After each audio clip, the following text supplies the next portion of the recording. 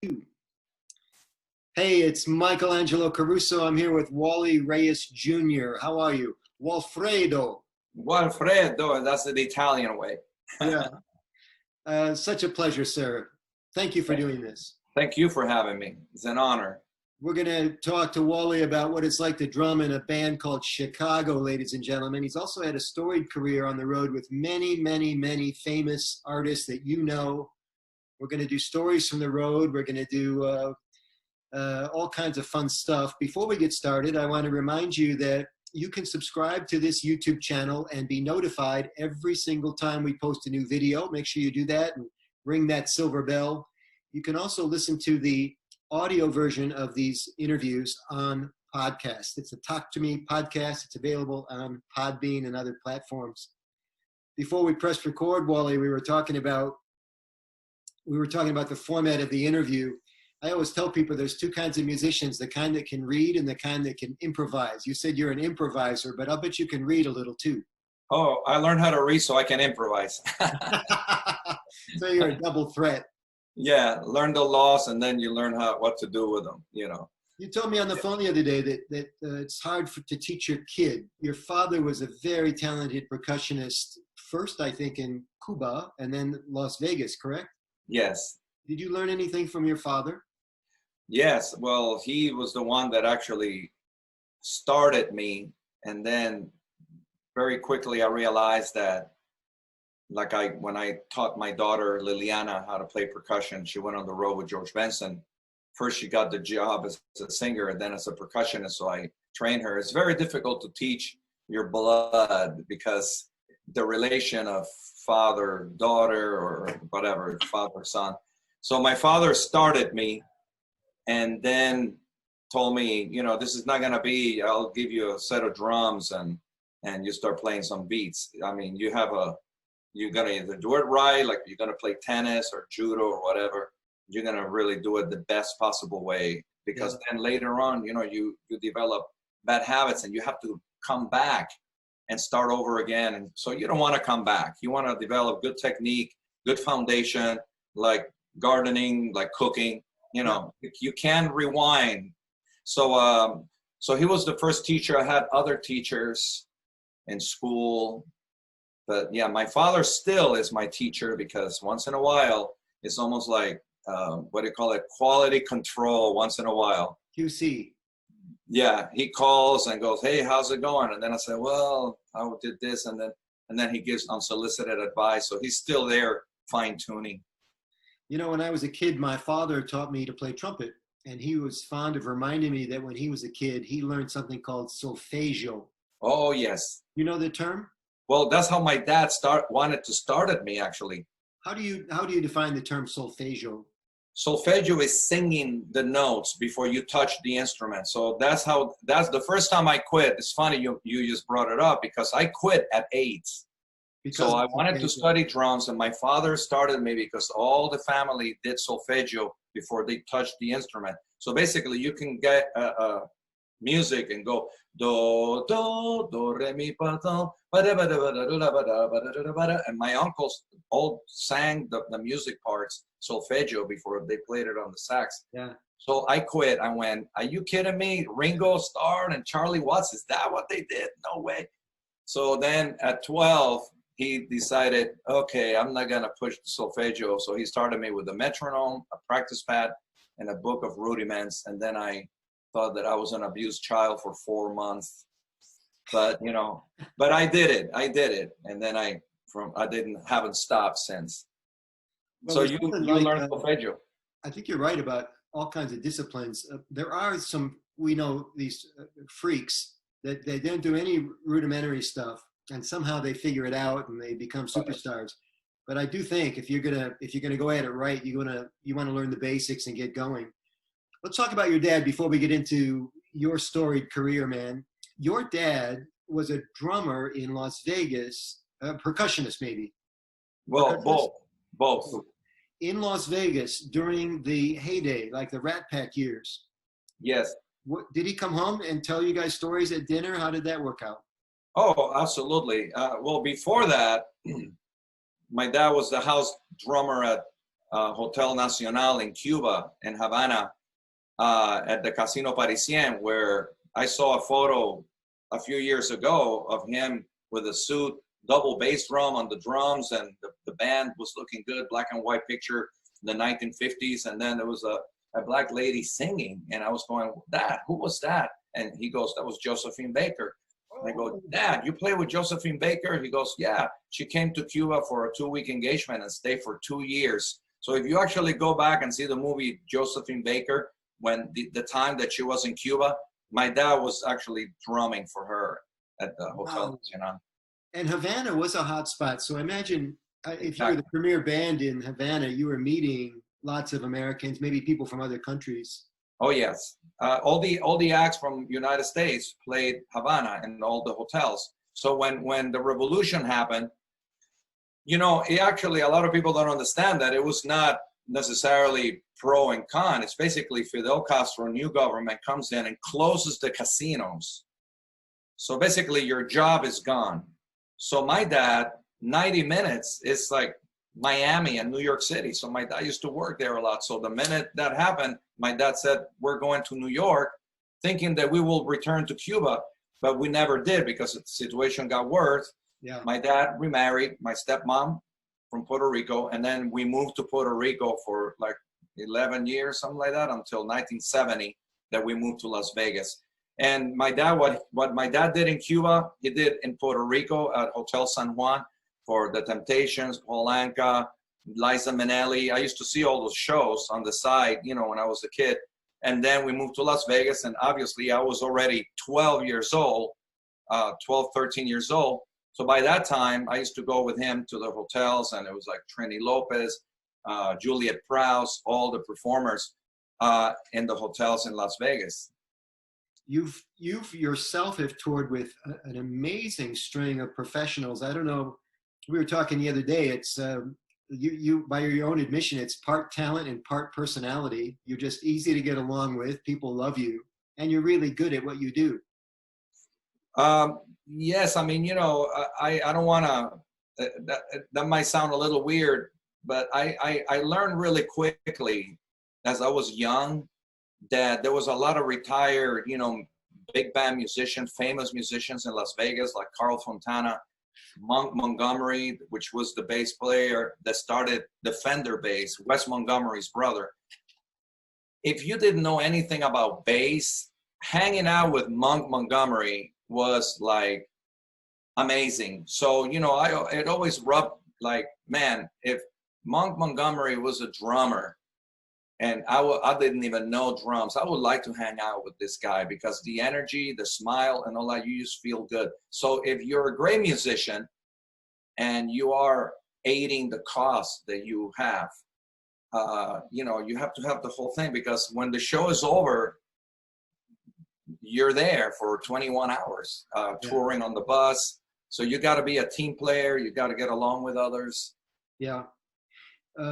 Back to our dads again. My dad used to say that his job was to help other people feel good about themselves. Absolutely. I think that's what musicians do. You know what? I agree 100% with your dad, because it's unbelievable that I have different students. They all have a different purpose. Some students want to play for themselves. They don't want to please anybody else. They want to please themselves. They want to play at home. They want to have good technique. They want to play tunes for therapy. Some of them want to play in church. Some of them just want to jam with their families or play.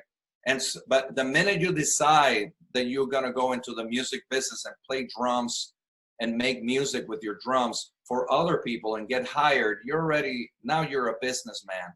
So now you have a clients, and once you decide I play drums, and when a client comes in, it's not about me, it's about you. What is it that you want? What is your vision? What do you foresee? What's your purpose? And my job is not to actually push my agenda or, man, I have this fast technique, I want to use your music. No, it's basically whatever your music needs, I'm here for you. Sometimes it's simple, sometimes it's complicated, sometimes it's challenging for me, and sometimes it's very simple. But it doesn't matter. Are they happy? That's the question. There have been a lot of movies about famous session players, going all the way back to what was the name of the guys that worked with Hal Blaine and those guys and Glenn Oh, Campbell? the Wrecking Crew. Wrecking Crew. Yeah, Phil Spector. Yeah, and now I'm hearing a lot about the Section because Leland Sklar and these guys are kind of getting to end of life. It was Sklar, Kunkel on drums. Yes, that was when Jackson Brown, David Lindley, Yeah. Danny Korshmar. They not only play with Jackson Brown, but they play like Linda Ronstadt, Carly Simon, James Taylor. Yeah, a bunch of sessions. Yeah. And Toto was a generation of the Toto guys. That's another rhythm section that was in the studios that were a younger rhythm section, and they did Boss Skaggs, all the records of Boss Skaggs. Yeah. And they did a lot of other sessions. And then they form a band that happened to be named Toto. This is fascinating to me as not only as a former musician, but just trying to understand the music business, because we only see what, is shown to us, just like any other industry. But there's a whole backstage scenario that I wanted to ask you about, because you're really connected to it, even though you've been with Chicago for many, many years now, first as a percussionist and now as a drummer. Yes. There's like this connective tissue between all these cats, and this was way before the cell phone. How did you keep track of all your relationships and phone numbers? And it's got to be like an impossible task with all the players coming back and forth all the time. Well, that's a great question, because through the eras, it was very different. When I was a kid, my dad was very busy because you didn't have technology. So any kind of music, you had to play it humanly. So my dad was busy all day long in Puerto Rico doing jingles, TV shows, recording sessions, and then coming home, eating dinner, and going to the hotels to play an 8 o'clock show and a 12 o'clock cocktail show, then come back at 3 in the morning, start back again the next day. So everything was music. There was no computer, no demo, no garage band, no loops. So basically, for a party at Christmas, the street was closed and all the musicians had to play. You play humanly. You got together a lot more humanly to make music, to rehearse, to jam. There was jam sessions. So now what happens is, like, time goes by. It was like that. Now in the 80s, the Lindrum machine comes in, and guitar players and bass player and keyboard player now have a drummer that is not human. So they put a beat, boom, ba, boom, boom, ba, boom, boom. So now where's the drummer? So now they started to ask the drummers to come and imitate this demo that they have created on the drum. So we had to get not only into the electronics, but actually get better to imitate drum machine patterns. Wow. And then loops started to happen. And then now, like calls, for example, for session in the 80s, they used to have a thing, I forgot the name, but it was a calling service. So anybody that needed musicians for a movie, contractors, whatever, they will call this calling service, and then they will call you. I have a session at Paramount at 8 in the morning next Friday. Can you make it? And I will say, yes, I'll be there. And then they will call you back. So basically, there's a middle person. So it's the studios, they call the service, they get the musicians. All that disappeared. And then there was cartage in LA. Like Hal Blaine had 4 or 5 different drum sets, so he will finish a session with his drum set and then run to another studio, which Cartage will set up another drum set. So I had in LA 3 or 4 different drum sets, different percussion, different snare drums, and depending on what they wanted, chocolate, strawberry, vanilla, okay, take that one to the studio. And over here, they want something else. So then that will keep you busy. But now that whole cartage disappeared, things started disappearing. And now I remember the last was the beeper. So now they don't need the service anymore. They don't need the ladies. They want you. Then you get the beeper, you get a number, you don't know who it is, you call, okay, I need you for a recording or a gig or a concert. Okay, I can do it. And then came the cell phones, the big one, smaller, the flip phone. So now you start, technology changed in our instrument and changed in communications. So now I was telling my wife the other day, like right now we're trying to get that email of the questions. Yeah. I have people that message me in Facebook, private message me in Instagram, private message me in Twitter. There's another thing called LinkedIn, but I actually not even in it anymore because I can't keep up. I keep up. And then I have two emails and text. So sometimes I don't know where is the message. It's just like here or there. Yeah. So Well, it's crazy. That's what I'm getting at. It's not like having one boss and you go to work every day. Musicians not only had to cobble together all of these assignments to create a yearly revenue, but they had to keep track of all these people and stay plugged in, because if you stopped being plugged in, you would stop getting calls. So it was really important that you're a professional networker in addition to being a really good drummer, for example. Well, you know, I'm not, even if I got really, really busy at one time, you know, sometimes whether it's your wife or somebody that helps you, I'm not big enough that I can afford a manager, booker, because people think that I have all these people working for me, and it's not true. I'm personalized. You will be surprised how many musicians are like one-on-one. And I've always loved to be one-on-one, even though I have an accountant. And even when I have somebody that will take care of some things, I will want to be exactly what's going on. Truth be told, Chicago keeps you pretty busy. Well, yeah, up until this minute. I mean, we do like 7 to 8 months every year, on and off, in and out. So for those of you watching this video sometime in the future, we're just now wrapping up COVID-19, the pandemic, and Chicago was forced off the road like a lot of other major touring acts. And I think it's the longest you guys have been off the road, maybe in the band's 50-year history, 51 years? Correct. Yes, correct. I mean, well, this is the tough part, and, you know, this is personal, but, you know, I moved, for example, we were off November, December, January. So that's when you really do all the things that you cannot do on the road. So I moved to a new house, to a new old house, because this house that I'm in is from 1886. It's in the historic district of Newport, Kentucky, which is across Cincinnati. So I walk and cross the river to Cincinnati. Nice. So we bought this house, you know, moving November was just like adjusting, not too many gigs, you know, maybe teaching. I did the PASIC show in November. Then December is when you take a vacation and you go to the other side of the world because it's freezing over here. My wife's a scuba diver. So we went to Fiji, and then it's like, okay, the year's gonna start. I went to visit my kids in February, did a couple of gigs and concerts in Los Angeles, and came back to start with Chicago in February.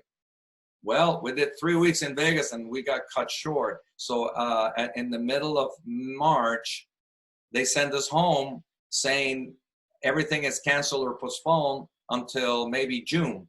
And we go, oh my God, I have to wait until June to work. Well, guess what? Now it's gonna be maybe September with Chicago, September, October, November. Chicago, so, you know, that's a tough one.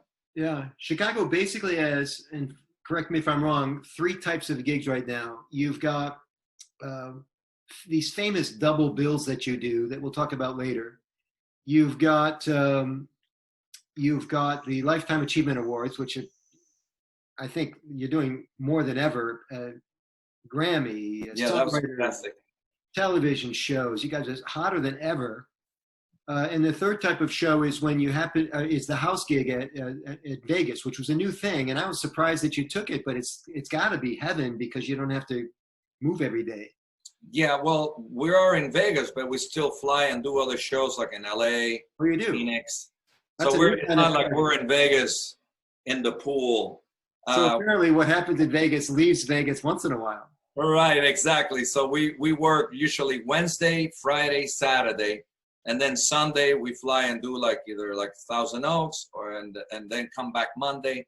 Then we have say like Tuesday off. Wednesday we work. Then Thursday we're off. Friday, Saturday we work, and then we fly again to another place. So it's all you know. So then we actually almost didn't make it because everything started winding down, and we were like almost the last ones to leave Vegas. And when we left Vegas, everything basically our last 2 shows was sold out, but only half the people were there. And that's when you really realized, man, this thing is really heavy. We changed we took a lot of precautions, like no shaking hands, sanitizers everywhere. That was at the very beginning. And that was February, so and March, and then I came and I was supposed to get married March 21st, and we had to cancel everything, flights, everything. But we still got married down the street from me, and in the backyard of a friend of ours that married us, and we walked home to what I call a lockdown honeymoon for like about. I spent 3 months. A 3-month honeymoon. That's better than average. Yeah, so we. One good thing, one blessing, because I always see, you have to take the best and leave the rest. That's what I tell my kids. Look at things, take the best from whatever you see and leave the rest. Okay, that's bad. Okay, so don't grab it. Don't even spend time with it. Okay, yep. Just absorb the good in everything. So one thing we did, we became great cooks, great gardeners, and we actually beautify our garden. I'm actually doing my recording little place right here and teaching and learning about Zoom and this that I was not planning to do because I was not set up to do. I was supposed to get married and go back on the road. May, June, the tour will start, June, July, August. So life changed and you have to make the best out of it. I love it. Okay with you if we field some questions here from people who wanted to ask you stuff? Yes, absolutely. It was prescient of you to put this out on Twitter and some other places, and we got quite a few questions. I'm going to read a little something here before we ask the first question because of your lineage. It's amazing. You've toured with so many people. I'm just going to read a partial list here. I'm sure it'll bore you, but people just, the tops of your heads will blow off everybody. Jimmy Barnes, Santana, Boz Scaggs, Gloria Estefan, Robbie Robertson, Steve Winwood. You did a long tour of duty with Steve Winwood. 10 years. And Santana as well. Santana about 3 or 4, and then I went back a few times. Okay. Lindsey Buckingham solo, yeah? Yeah, from 2007 to 11. He's solo again. I don't know if you heard. Yes. Yeah, that was his solo tour when he was not with Fleetwood Mac. Yeah. Yeah.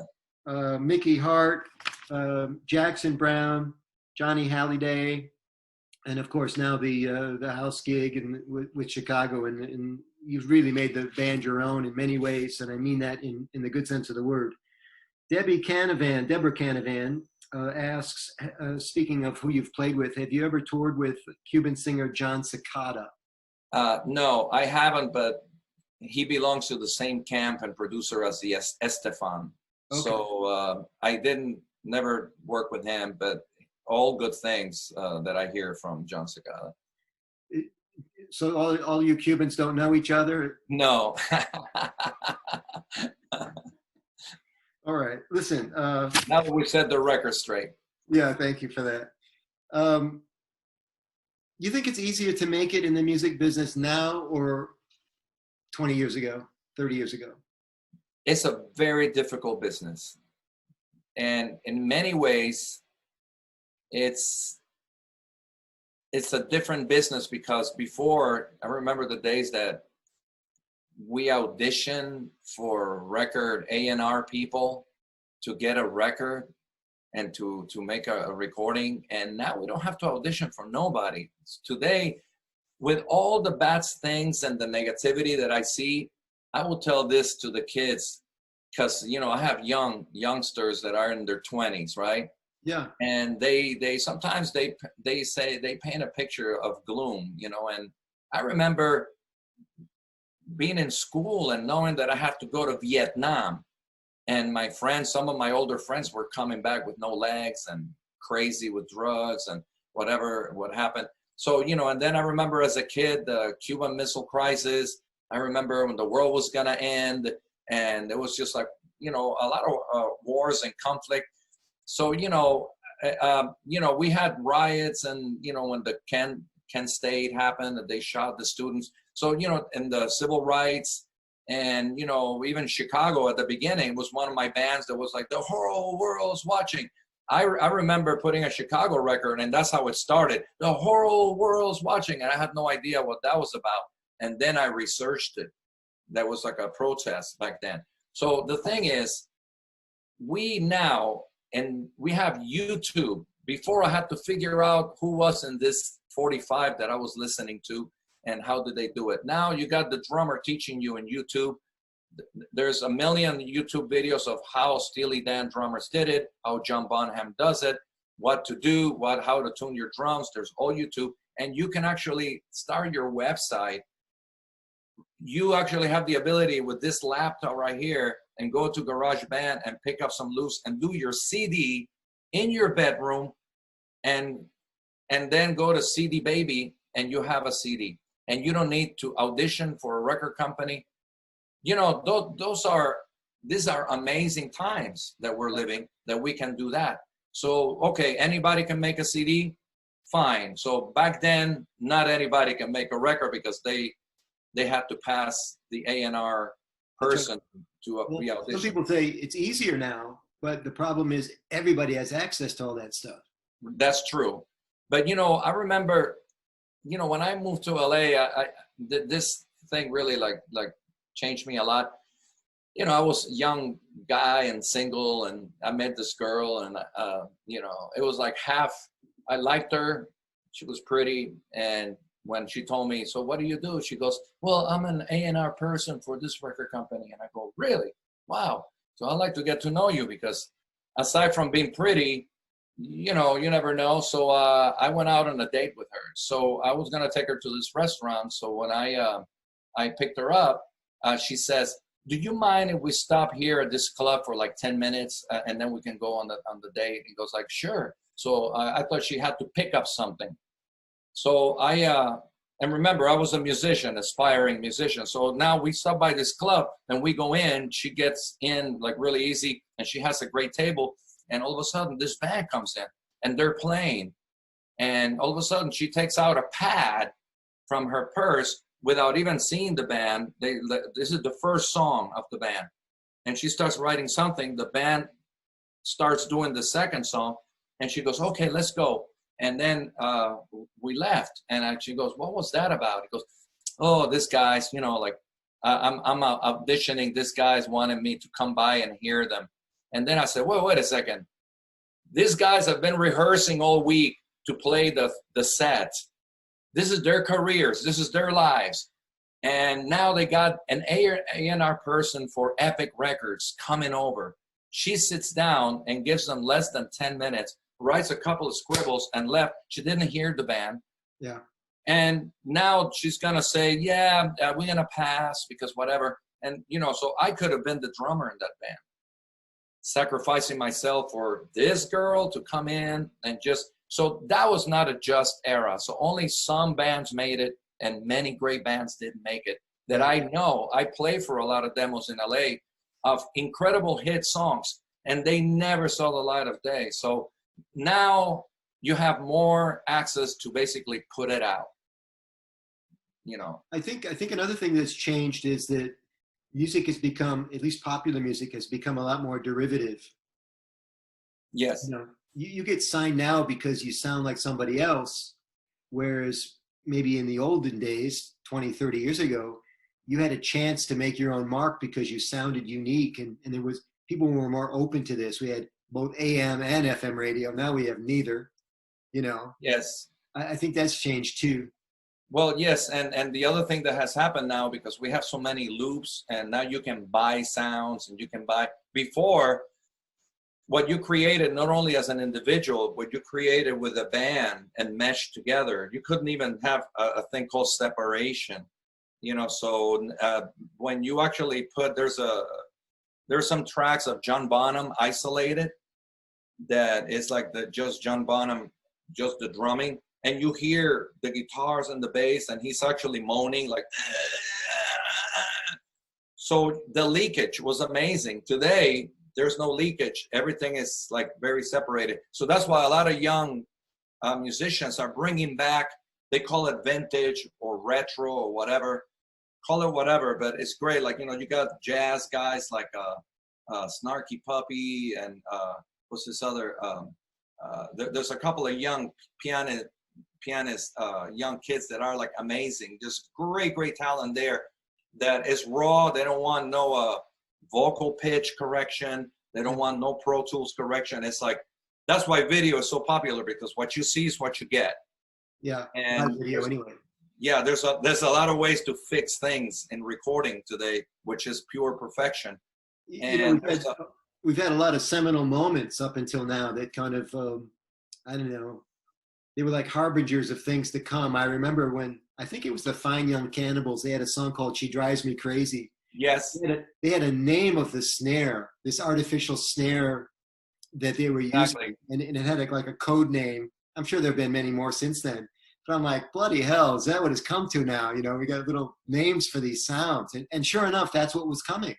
Well, you know, this is a really fine point you're making, because today, if you're a studio musician or even a home studio musician, you get requests like that. You know, you get requests, whether you're a guitar player, so you get, hey, Wally, I want you to play drums on this track. And what I'm looking is, you know, that 2 and snare, like Fine Young Cannibals, and maybe, but I like that John Bonham bass drum. So you got to have all that stuff. So now it's not like enough to actually have a lot of drum sets.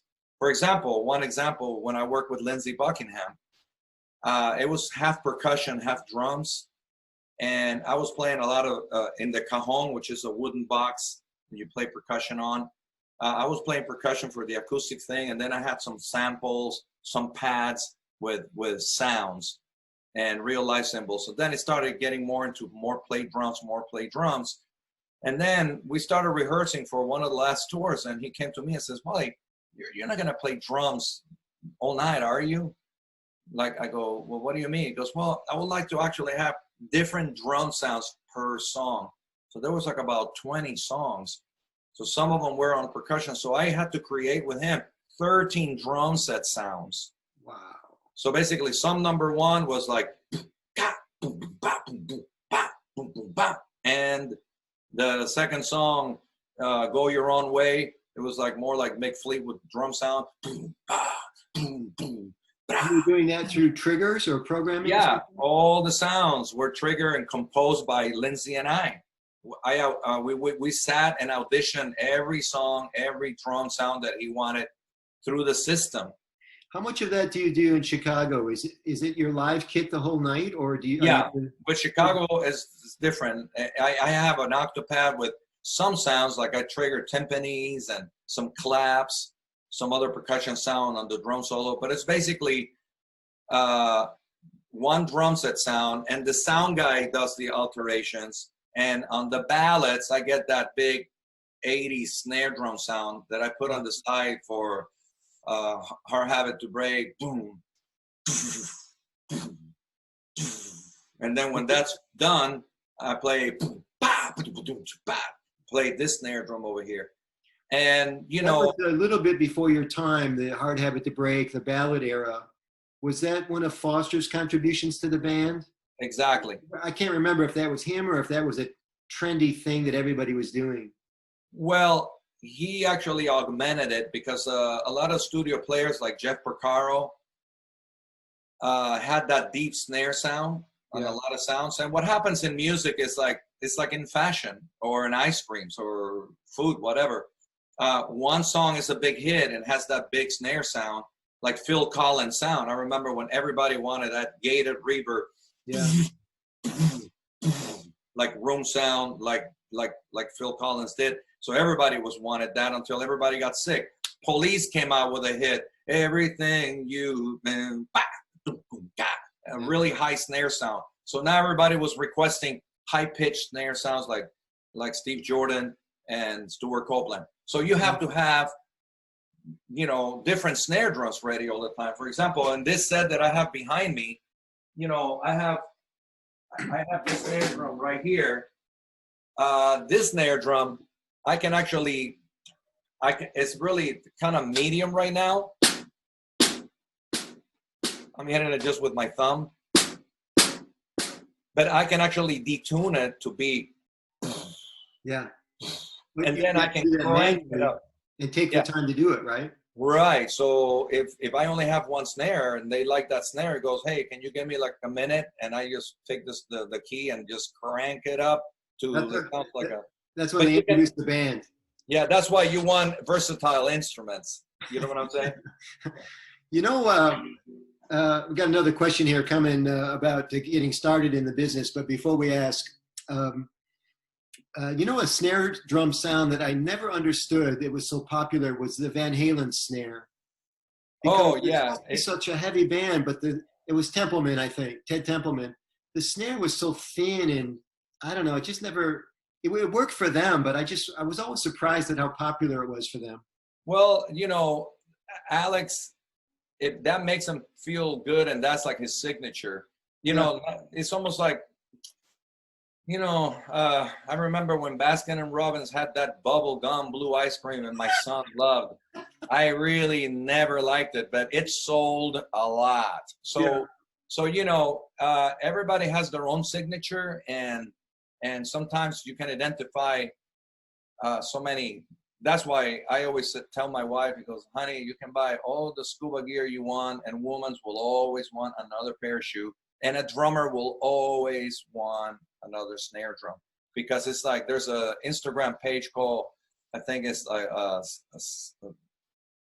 snare addict, and it is an addiction. And so I have a collection of snare drums from my family's 1922 Leedy snare drum to right now there's one coming from Joe Montaneri.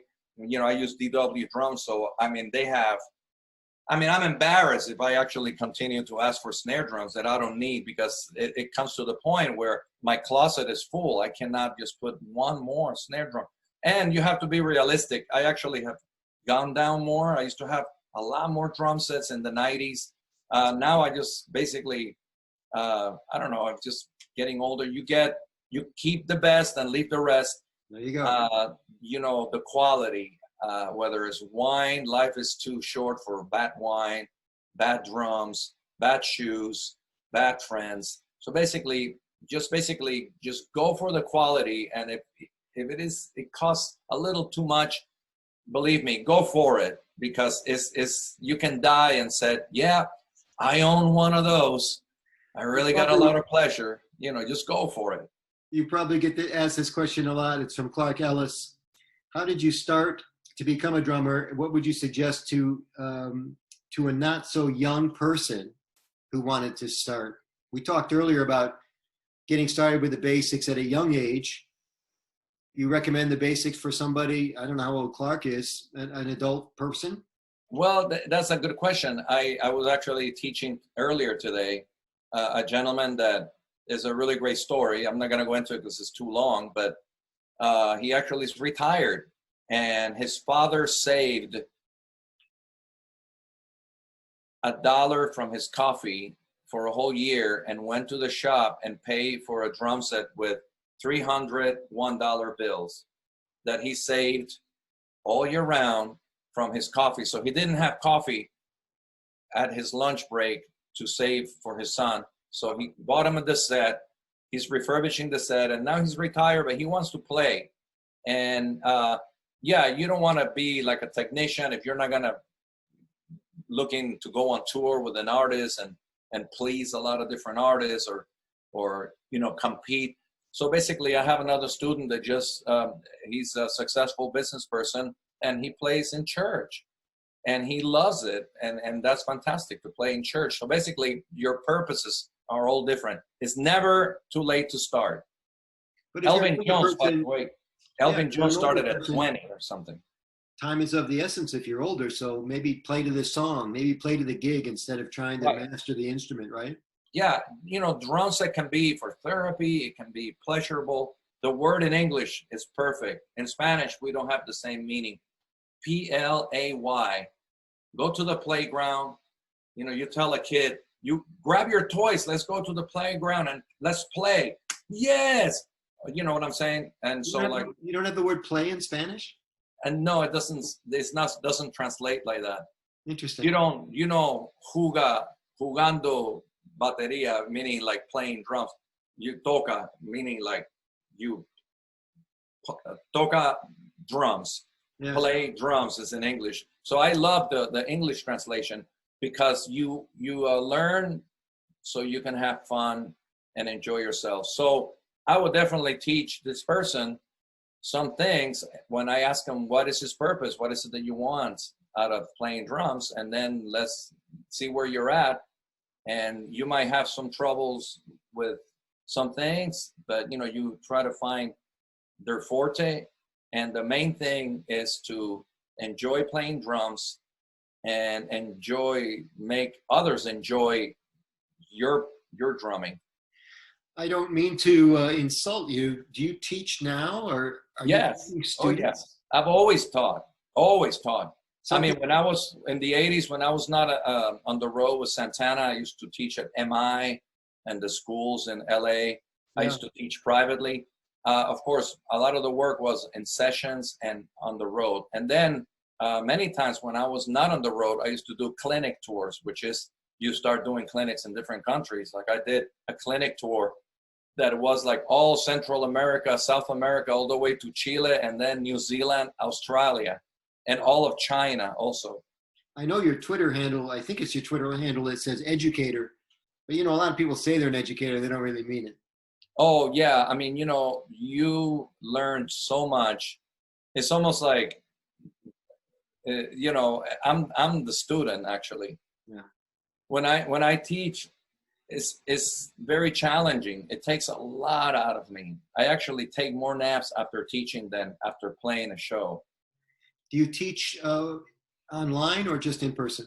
I just started teaching online because I'm forced to because of the coronavirus. So I have my phone on Zoom or Skype. Yeah. And it sees the whole drum set, but I'm actually gonna work a situation where I have 3 GoPros and we can talk like this, and then the other cameras, but that's a little more complex, so I'll have to get that going. Plus right now I'm starting to teach in Cincinnati at this great drum shop called Badges.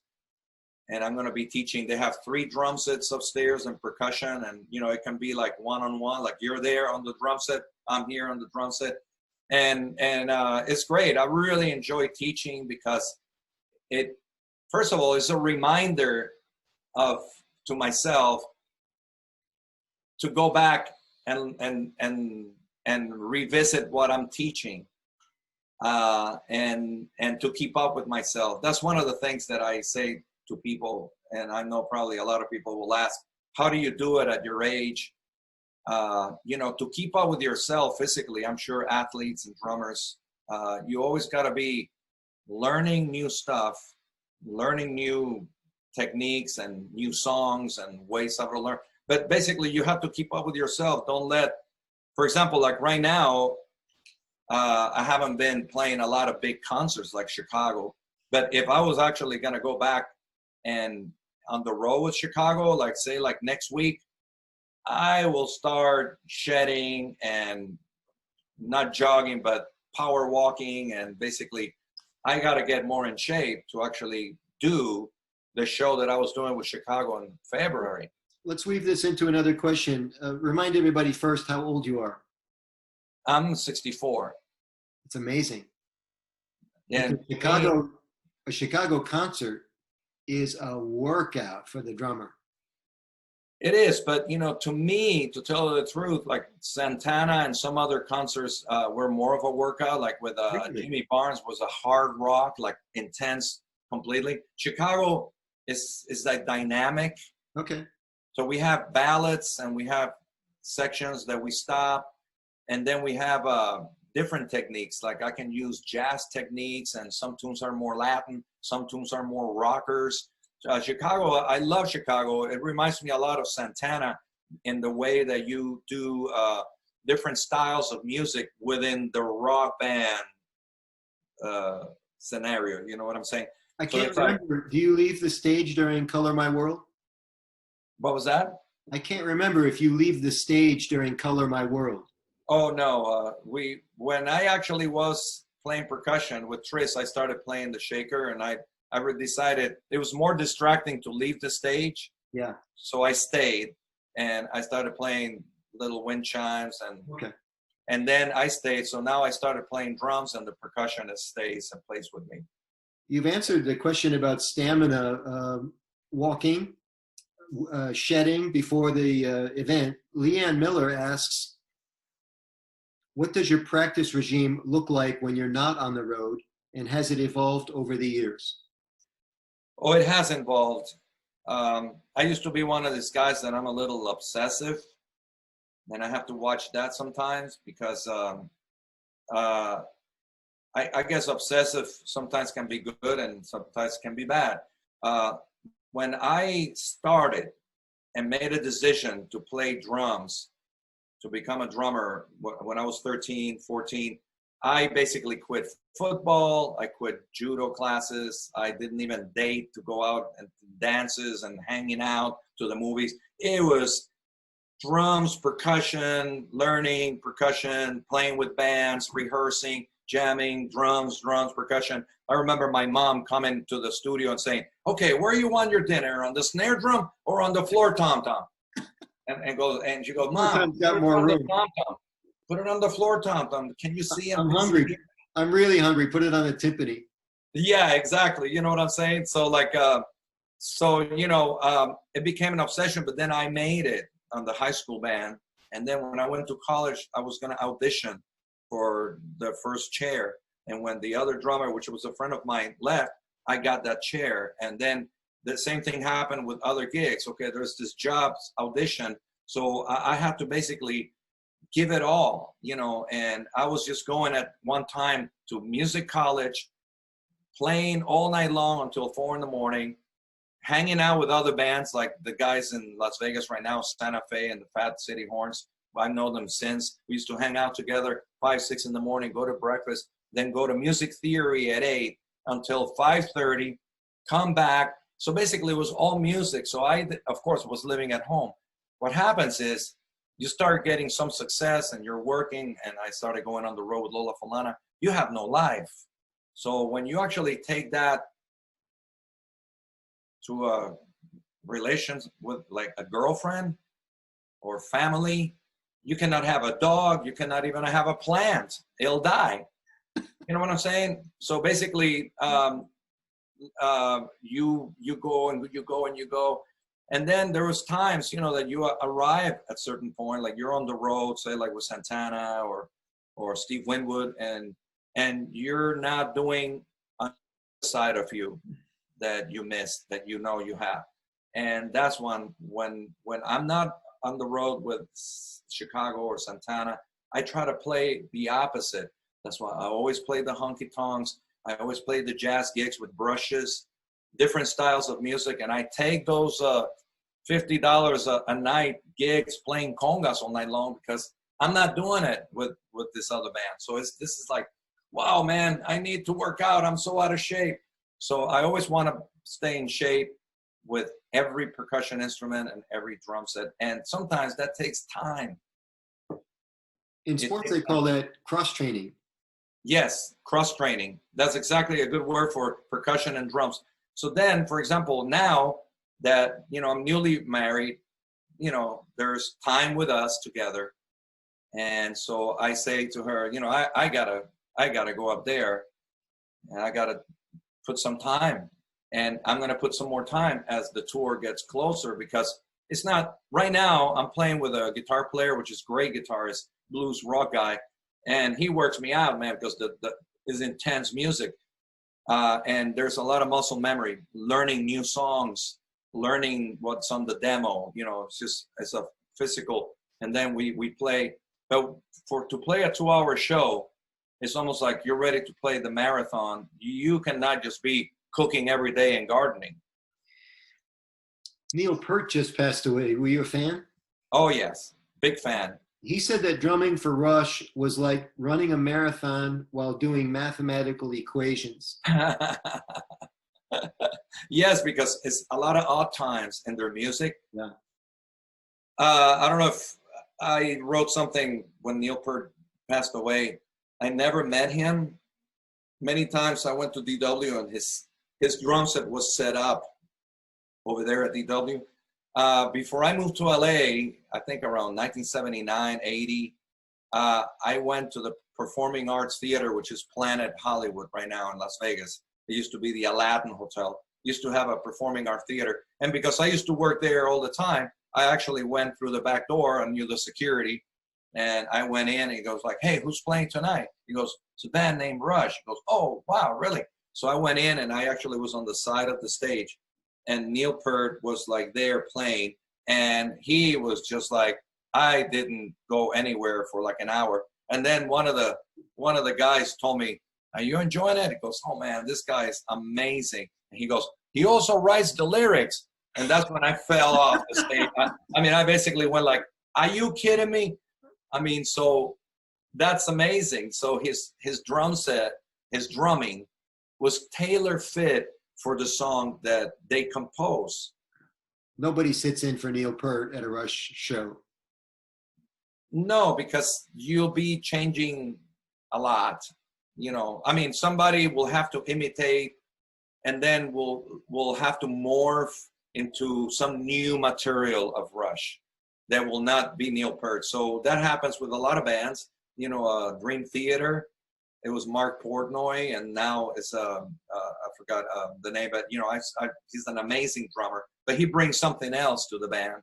But you know, it happens to me with Santana. Before me, it was Michael Shreve, Undugo, Leon Chancellor, Chester Thompson, the drummer, Graham Lear. I mean, I adore those guys. So when I sit on the drum chair, it's not like, well, check out what I can do. Forget about them. That was that, now is now. But no, it's basically you pay respect and you play the tunes. You honor the book and the music and the drumming that they did for all these songs. And you try to make the best out of it. Little by little, if the artist tells you to, he says, hey man, I like that new fill you played. You go, okay. And for example, Robert Lamm sometimes says, you know, you can play something different here.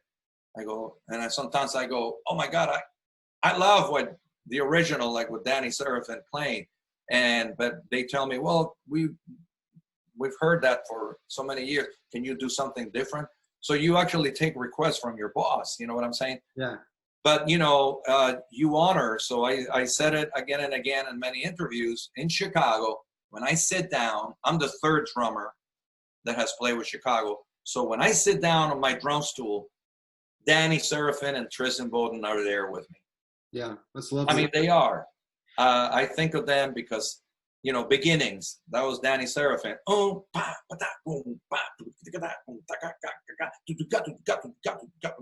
was Danny. And then Tris, the way he played some of those tunes and added like this dancing element, you know, like more like funky, dirty kind of.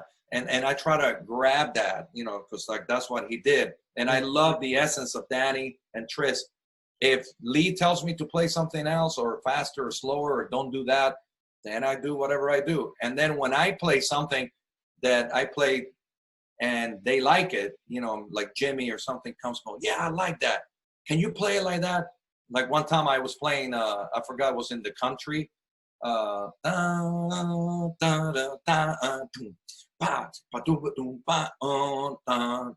the country from Chicago too. And I decided to just play the kick drum on 4. Boom, ba, boom, boom, ba, boom, and this guy's wigged out. I didn't think too much of it. And Jimmy went, man, that's it. He goes, what's it? What is it? I was like, that kick, you know, that's it. Don't ever change that. He goes, oh shit, I cannot go back and play it the way that, you know what I'm saying? So sometimes you do something. Do the guys ever get their signals crossed? Like Robert will tell you he likes something, and then Jimmy looks at you odd the next night. Why'd you do that? Oh, it's because Robert told me to. That's a challenge when you have a band. When I had, like, for example, with Carlos, it was just Carlos. And then sometimes there was senior members like Chester Thompson, the keyboard player. And, you know, so you have senior members that will tell you things. But it's Carlos, and it was Steve Winwood. And there was Lindsey Buckingham. Yeah. So Chicago, when I came in, it was Walter Parazator, Jimmy, Lee Loughnane, Robert Lamm, and the manager has a lot of saying, Peter. So, you know, you know, Peter Schiaparelli sits on the side, and he actually has different observations that are, it's not as much musical, but, you know, how the audience reacts So he studies that, and then he comes to you and goes, man, when you did that, the audience loves it.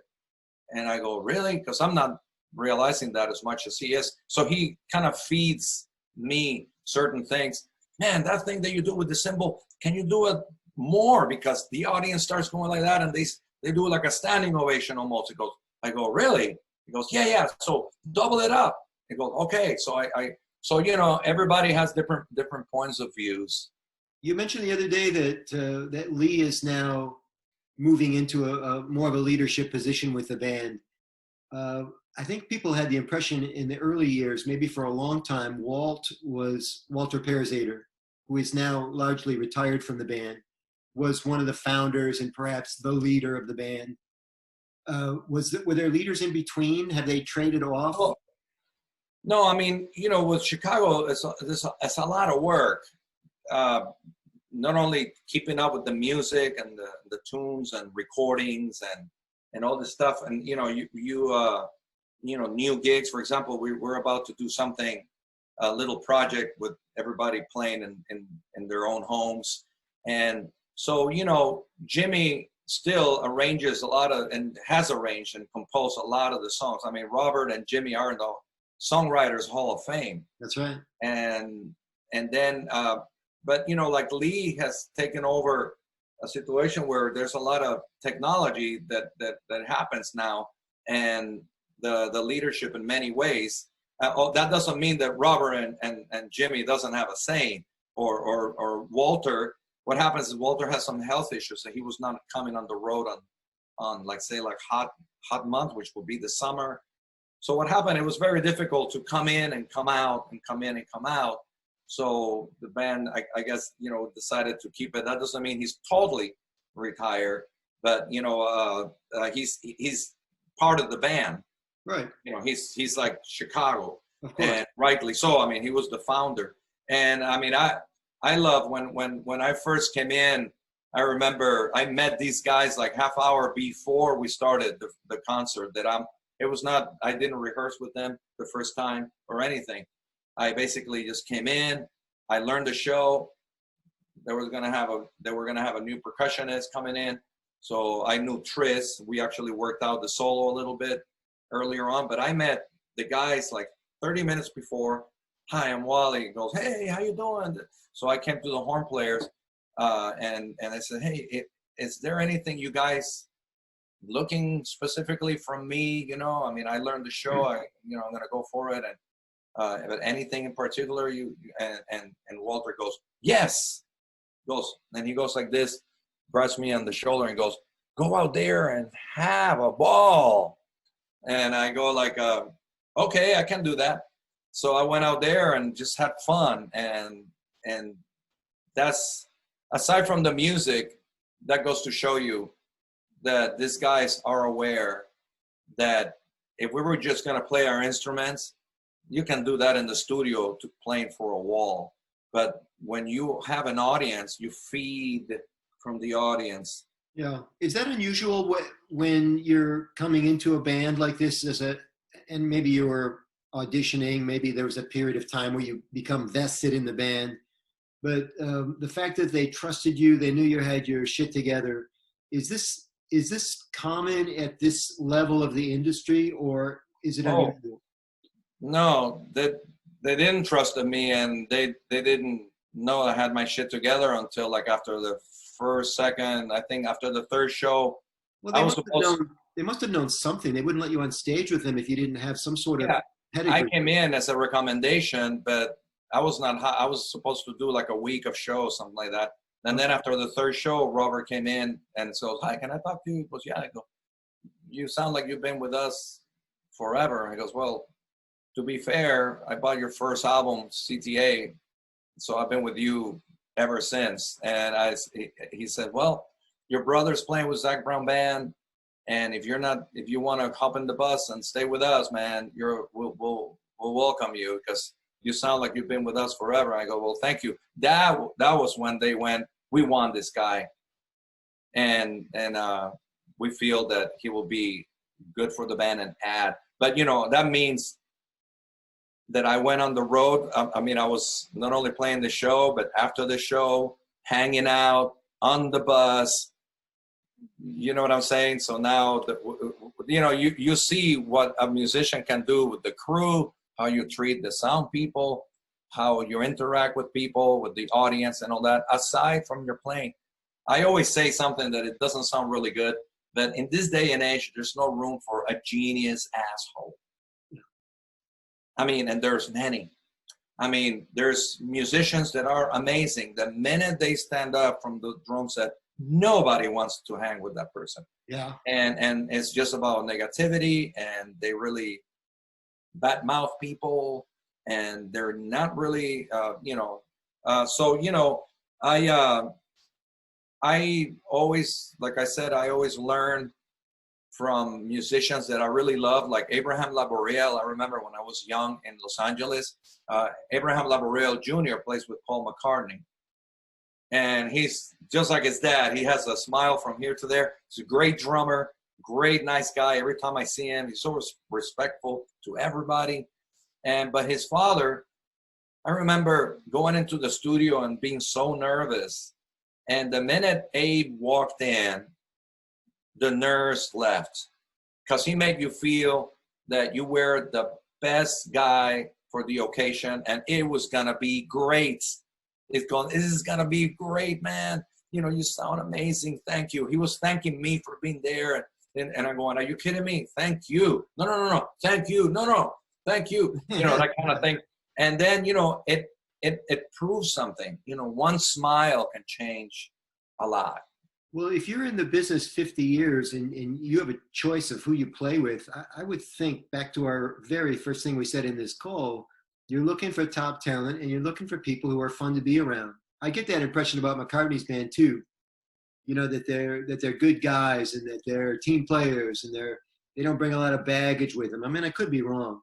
No, I mean, you know, I know Brian, and we worked together with Johnny Holiday. He just, I know that Paul, he knows probably Paul's music just like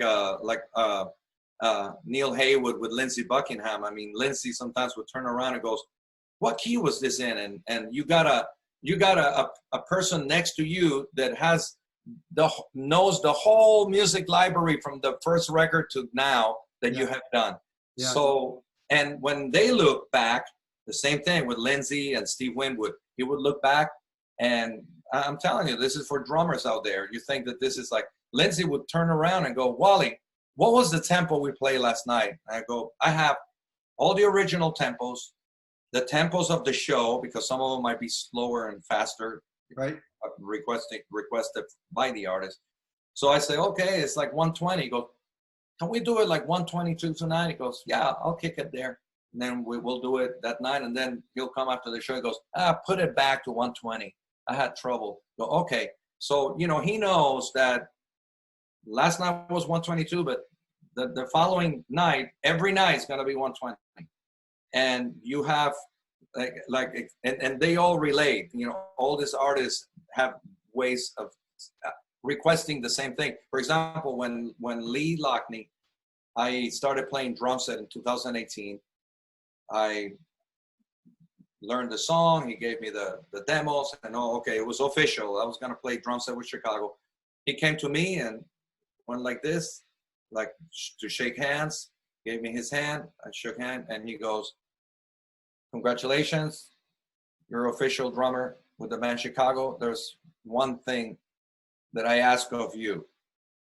And I said, "Sure, what is it?" He goes, "I never want to worry where one is after a drum fill." And I said, "Lee, you'll never have to worry about where one is after a drum fill." So in other words, what that means, you're there not to show off and be fancy and let the drummers know, "Hey man, check this out. I'm going to trick the band or play something so crazy." It's not about you. It's about them. A drum fill is basically a connection from a verse to a chorus, or from an intro to a pre-chorus. So it's basically you're helping the band sound as best as they can and elevating the song as much as they can. Whether the drum set is noticeable or not, it's about the song and the band, and it's not about you. It's that's one of the things that I learned with the older I got, life is more important now past the cymbals. Before, when I was younger, it was all about before the cymbals. Now it's after the cymbals. There's humans, there's an audience, there's a band playing after the cymbals. Yeah. And before, it was before the cymbals. Like, what am I doing? Paradiddle, right on my cue, this and that. Oh, I'm going to do this drum roll. I'm going to freak people out when I play this fill. It was all about before the cymbals. You understand what I'm saying? I sure do. And for those of you that don't understand, the cymbals are on the periphery of the kit. So he's talking about stuff that happens after the drum kit as opposed to his own little world there. Let's talk about this song Old Days, because I got Neal Peart on my brain now and talking to you. And Old Days is a very interesting drum part because this is Seraphine now back in the day. He's got some fantastic rolls and figures that are happening. Almost mathematical precision on the way to one. And a little pet peeve of mine, and what do I know? I've always thought it was almost a little bit over-engineered in terms of busyness. But when I talk to drummers, they say, no, man, that's perfection. Well, it's all beauty's in the eye of the beholder. Yeah. You know, it's all what the band, you know, Danny was a member in the band. So, you know, he probably had more liberties that Tris and I had. When you actually are hired by a band and you actually, it's about what they love. You know, I'm working with Dudley right now, and immediately I start listening. You know, we drummers have is 50% playing, 50% listening, not only to the music and learning, but what the artist is about and what they want. For example, the minute he says, man, I love these guys like that play like sometimes like they don't know how to play, like you know, like they're just so funky, and it's just about the beat and the attitude. You know, that doesn't take a lot of chops. It just takes a lot of heart. That doesn't mean that the guys with chops don't have heart, but you know, like in the words of Steve Ferroni on a drum clinic, he goes, you know, you are so simple, and sometimes there's opportunities to play a drum fill, but you keep on going and don't even crash on the one. And he goes, well, the way I think is, if you have the urge to play a drum fill, don't.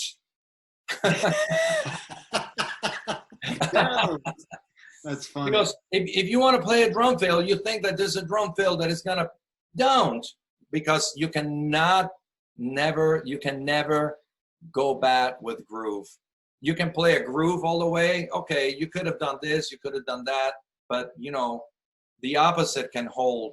One of the things that I try to do with Chicago, there's a song, Dialogue. So it's like, you know, I can't hum it right now, but there's some drum fills. So how I try to do the drum fills, if you're playing da da da da da da da da da da da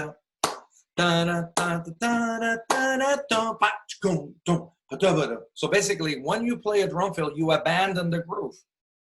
So if you're gonna play a drum fill, there's two different ways: to continue grooving or to stop the groove. I gotta play a drum fill. I'll be right back. Oh, okay, I'm back.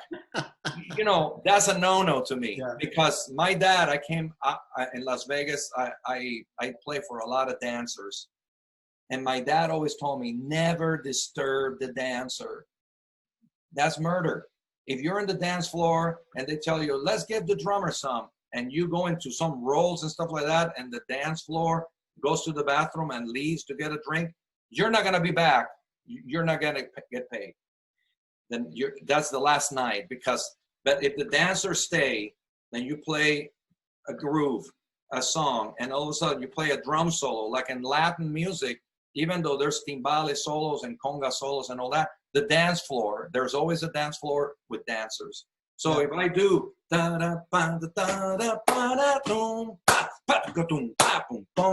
so I never abandon the groove. So that's my mentality. You know what I'm saying? Yeah, you know, a real simple example of this is if you're hitting the hi-hat on every beat and you leave that stroke to do a fill. Exactly. You're abandoning the structure of the song, right? That's very important because, for example, I don't know if you hear me, but you can go, right? Yeah. Or you can go.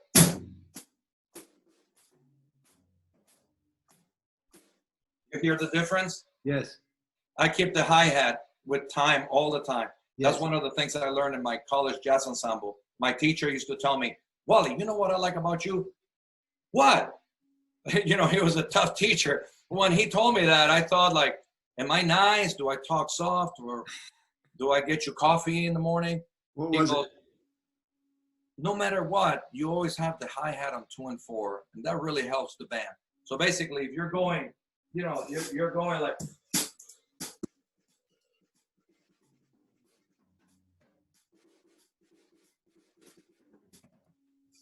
know, you always, the trumpet players and the horn players, basically one time in college told me, you know, I don't give a shit if you play a Radamacue, paradiddle, whatever, rudiments, really, I don't give a shit.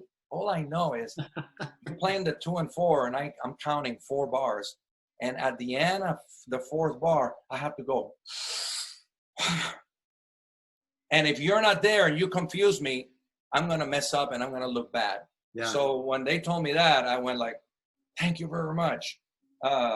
Because that's really important. That's what Lee meant about drum fills. Yeah. And I'm very aware, you know, I actually have decreased a lot of the drum fills, like say on a tune like Beginning. And basically, it's really hard to explain. Like, you know, Robert sometimes requests that I do no drum fill. He would be happy if probably Beginnings is all like this, you know.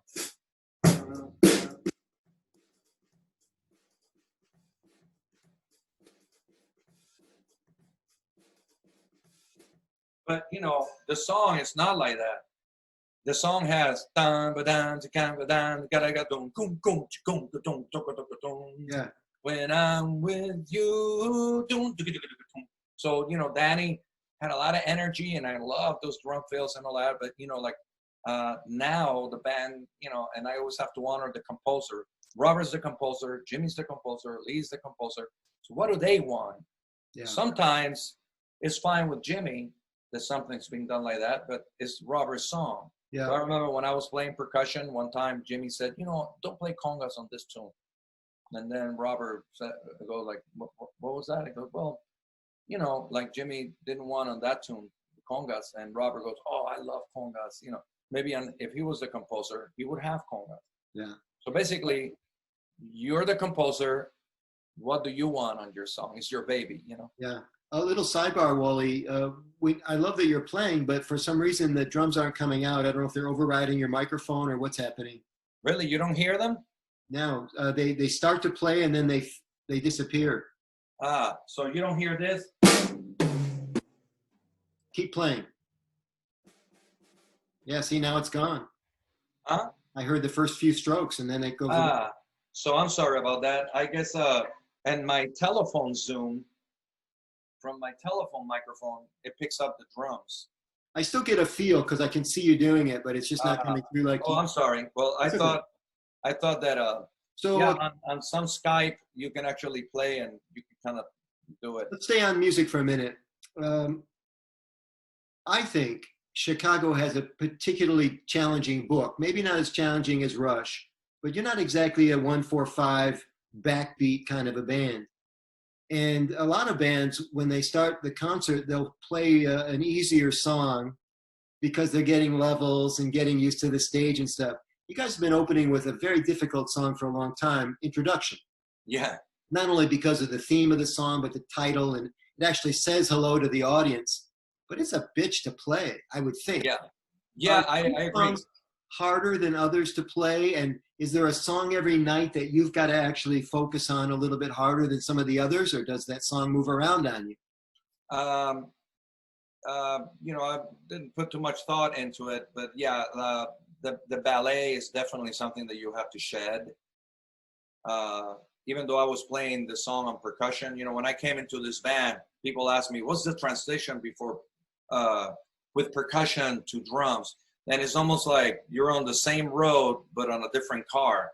So now you're driving another car. You already know the road because you're driving, and but now you got different gears, and you gotta learn a couple of other things. It's a learning curve. So the ballet, it was challenging. It's always challenging every night. Introduction is one, and I try to make it to where it's even more challenging. You know, sometimes there's little areas where instead of going to I go try to bring different things. Or you actually made it more complicated. Yeah, that little bossa nova part where Lee solo. Sometimes one time I started like hip hopping it a lot more, and like Robert went like, "Whoa!" So that's more even like today, 2020. You know, like the part that goes to instead of sounding like a bossa nova. You can actually put a little rap part into that. I want to tell you that potato. I want to tell you that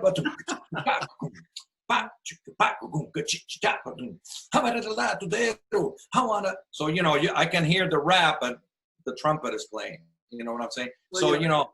After 50 years, they're probably grateful for any kind of change up. Yeah, but that is true still to the song. I don't want to, it's still introduction. And I love the original. I mean, you know, there's so many songs that I love from that era. And there's another one, of course, you know, the entrance to you mentioned it. Is it Old Days? No, not Old Days. Da, da, da, da, da. So so it's like a bar of three, and a bar of five, and a bar of three. So, you know, Chicago always added little odd times. But one thing I love about Chicago that you don't get like with Rush and Emerson, Lake and Palmer and Yes and a lot of bands that I love because of their odd time signature, you can't dance to them. Yeah. You know, it's about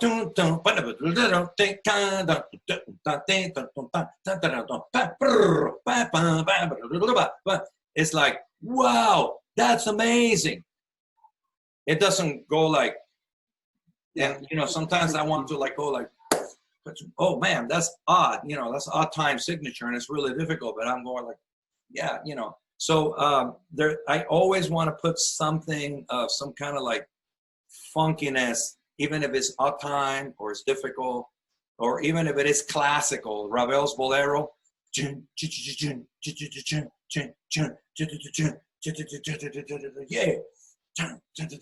Even though you're playing with a symphony with a tuxedo, I want it to be funky. I want it to feel like it's soulful. You know what I'm saying? Yeah. I don't know what the first big hit was that was a different time signature, but I would think it's Take 5 by the Brubeck Band. Exactly. And people lost their minds because it was showy, but it was also very accessible. Right. And a lot of time signature changes are not accessible. Exactly. And Take 5 is kind of like the on introduction. There's a part like that, you know. Yeah. And also the beginning of Time.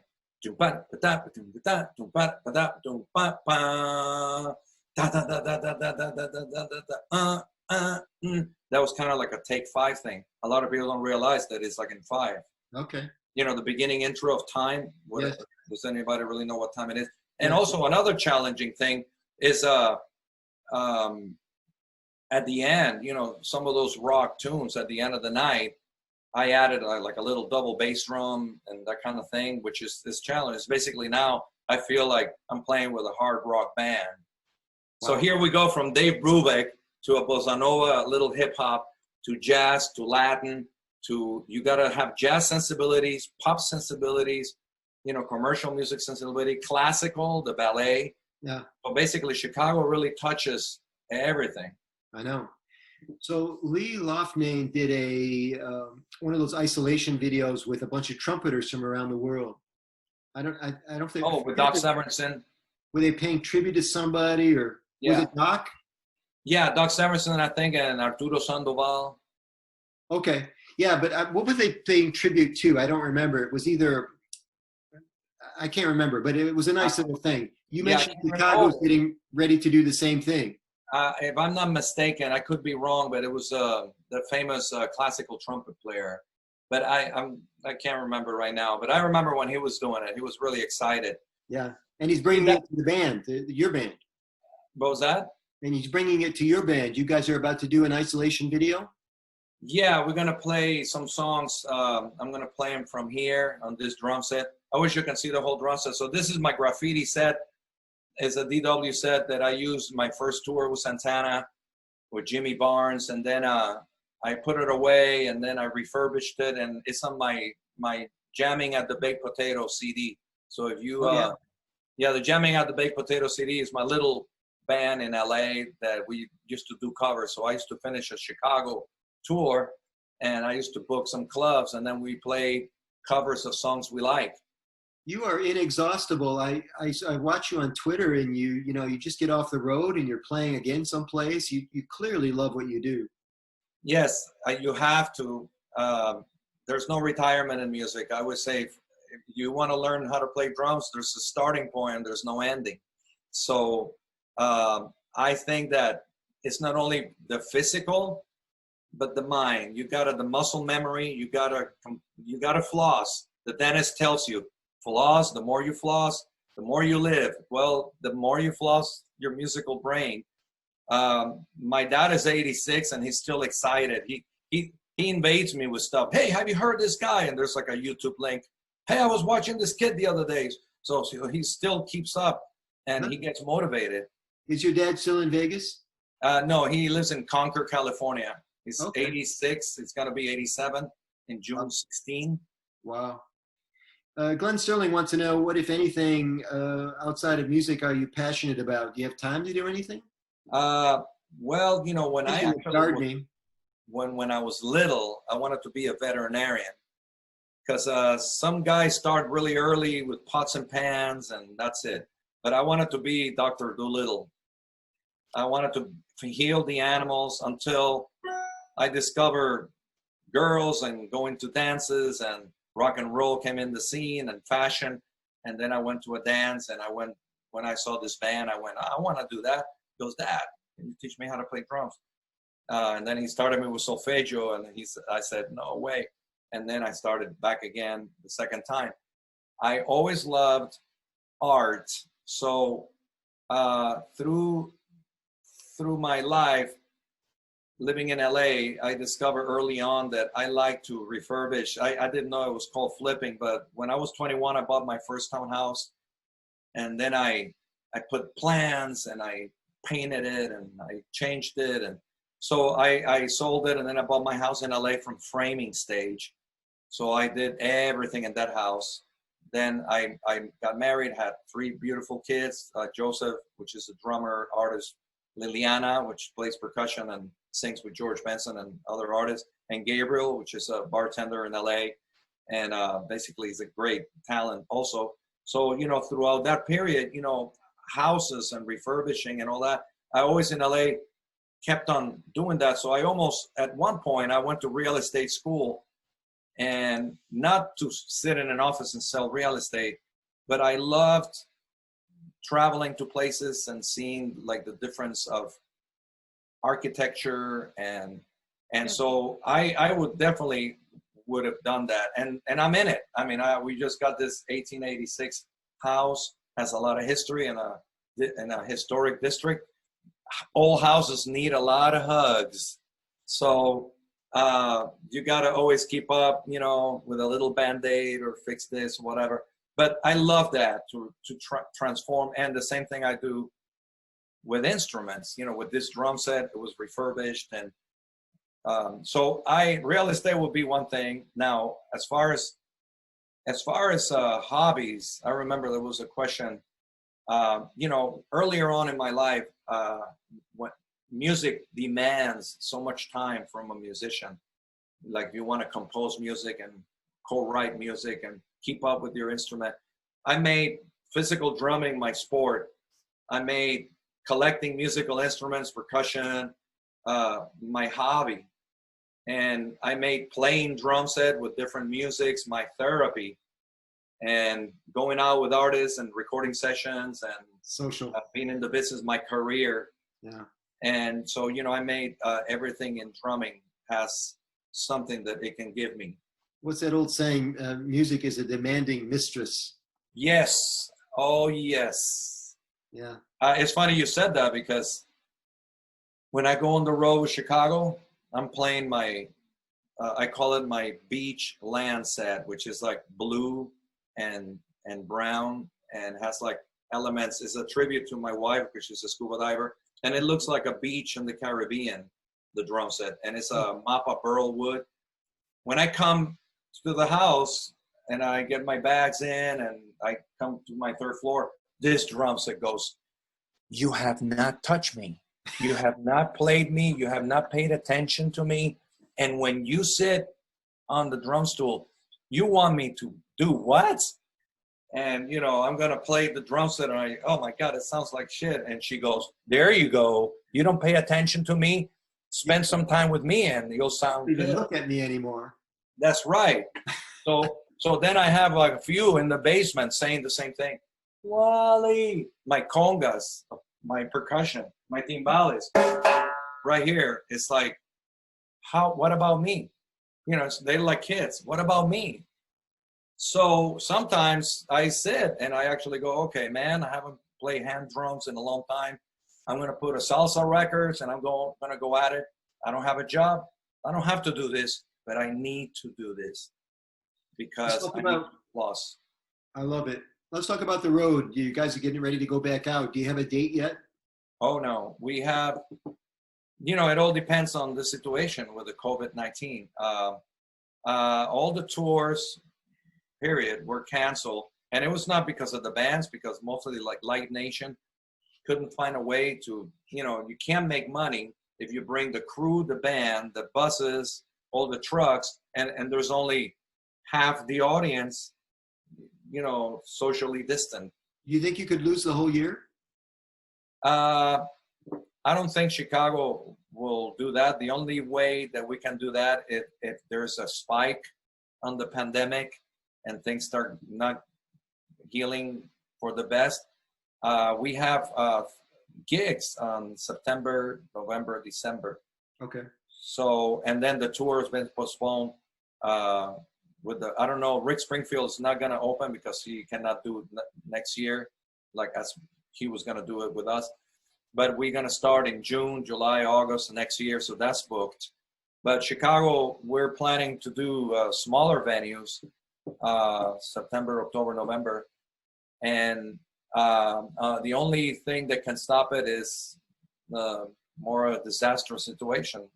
Let's talk about these unusual pairings. I know you've been out with Earth, Wind, and Fire, REO Speedwagon. I think you've been out with EWF multiple times. Yes.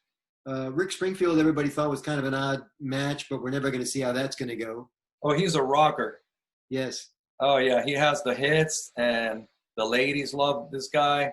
I mean, my wife and all the women in my family already have bought tickets before they even asked me to put them on the guest list.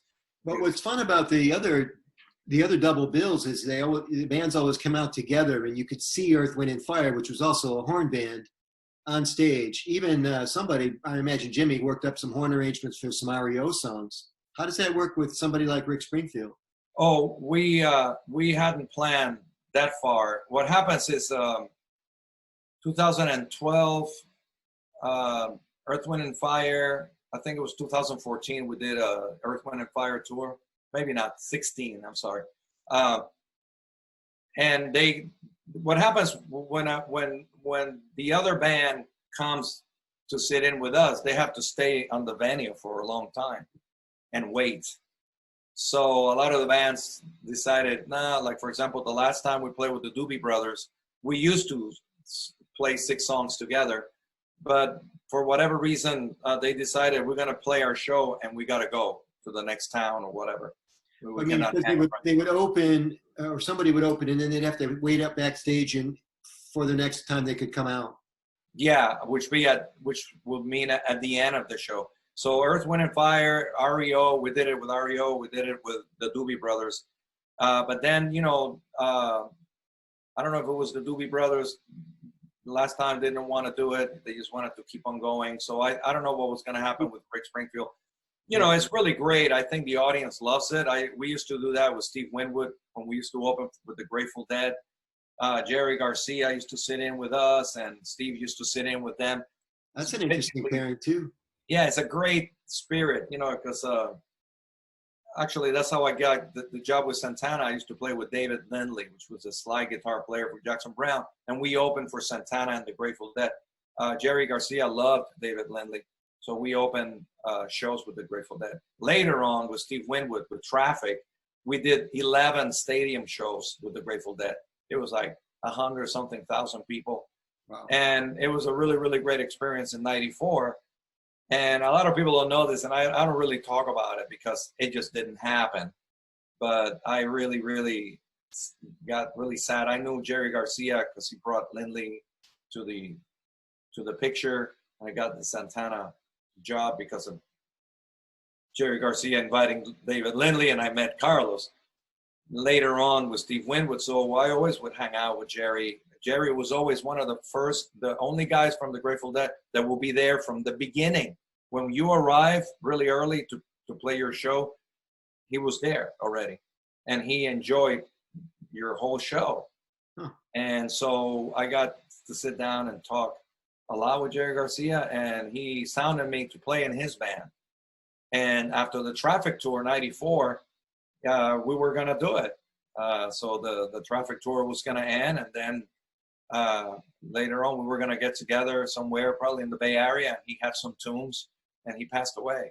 Yeah. So that's one of the things that I was really sad, because the thing that really saddened me is that, that's in YouTube, Dear Mr. Fantasy with Jerry Garcia and Traffic. He invited me to his dressing room, and he had a green shake. I mean, he had fruit, and he was into the health kick, you know, so he was really like cleaning his life. And I remember he was making me, you want a green shake? And I went like, what's in it? He goes like, man, it's like spinach and this and all this veggies and spirulina, this and that. I go, I'll try it. And, you know, I went like, okay, I guess this is healthy for me. But, you know, when he went into rehab and his body couldn't take it, I was like, man, you know, drugs it's just so, it's such a strong hold, you know. And after a while, when he passed, how old was he?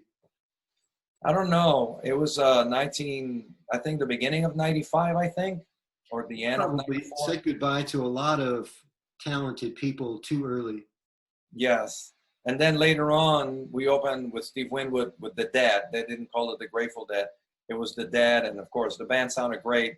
Also, it was with Warren Haynes and different artists, invited artists.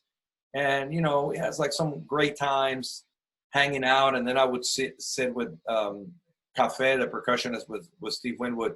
And I would sit with Mickey Hart and Kurtzman on the percussion solo. And that would be incredible because they have a huge percussion setup. And it was really funny. Later on, because of that, I got to play with Mickey Hart's All-Star Tour, which a lot of jam band tour guys like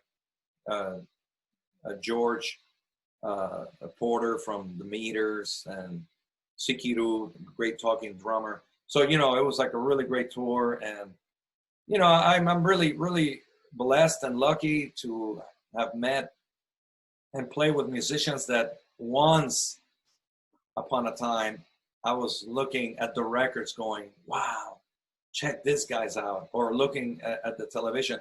I don't know why it happened. I don't know, maybe what do you call it, attraction.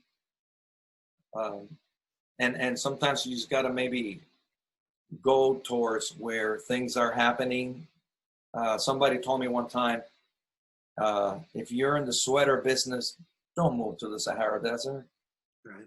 And so what he tried to tell me is like, if you're in the music business, today is a little different. You can do so much from home. You can do things, and you're in the middle of the forest in Alaska. You can still do a record, and people can play on your tracks, and you can send things to each other. Yeah. So today is a little different, but still, I believe LA, Nashville, and New York City are still big, huge centers of the arts, of the business. Even though Seattle has great music, and San Francisco and Austin, yeah, you can, all over the United States, there's some scenarios. But as far as the business, that's why the Grammys, the Oscars, the American Music Award, all that stuff is done there and in Nashville and New York City. So I moved from Las Vegas to LA. I could have stayed in Las Vegas, and that was a turning point in my life because I had it made in Las Vegas. I was working with Lola Falana, Connie Stevens, this show over there, that show over there. I had my townhouse, tennis courts, pool during the day. I said, man, this is the life, but that's not what I wanted to do. So my friends that have moved to LA were going, hey man, this is Steve Gatto's over here, you know, who's playing over here, recording. And I got called. I remember my friend Carlos Vega recommended me to play for this band, Caldera. And the leader called me, and I was in Las Vegas, and he goes, hey, Carlos Vega, I go, recommended you. Go, oh my God. Yeah, you know, I love Carlos Vega, a great studio drummer, a friend of mine.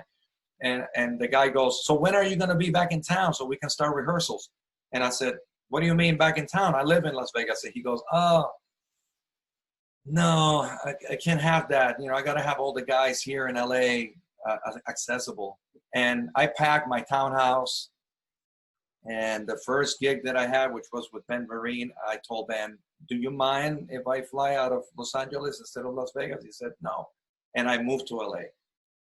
And I had, it was Ben Vereen and then Marilyn McCoo. And Marilyn worked less. So it was great just to pay my car payment, my apartment, rent. And the rest of the time I was in LA. And it was paying dues 1980, 1981, 1982, 1983. A lot of people don't hang that long.